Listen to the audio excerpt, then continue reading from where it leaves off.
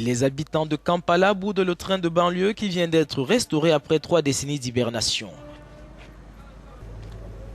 Le train emprunte l'une des rues les plus embouteillées de la capitale ougandaise. Cependant, ces wagons restent désespérément vides.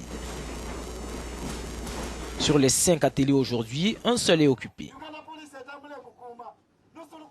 Les derniers trains voyageurs en Ouganda remontent aux années 1980. Le nouveau service met un accent sur le confort, mais ses fréquents arrêts ne semblent pas adaptés aux utilisateurs actuels.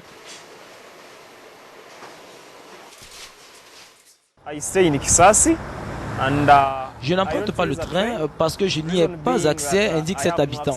Il ne passe pas près de chez moi et même ces stations en ville sont éloignées de mon lieu de service.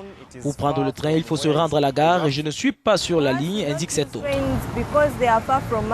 Kaliz est un utilisateur averti du train. Il travaille également pour l'entreprise qui l'affrète. Son travail consiste à convaincre les passagers de rejoindre le train afin d'éviter la poussière sur la route. En plus, il n'y a pas de limite de place dans les wagons. 3 entités sont chargées de la gestion de la ligne qui est actuellement dans une phase pilote. Pour le moment, la responsabilité de l'infrastructure n'est pas claire, même si le gouvernement a dépensé quelques 300 000 $ pour sa réalisation.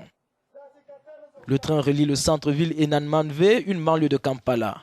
Le prix du ticket aller et retour revient à moins d'$1, trop cher pour une grande partie des Ougandais. Ils sont en train de travailler à réduire le prix du ticket de moitié. Là, je pense que ça va être à la portée de toutes les bourses. Je pense que 500 shillings, c'est vraiment à la portée de toutes les bourses.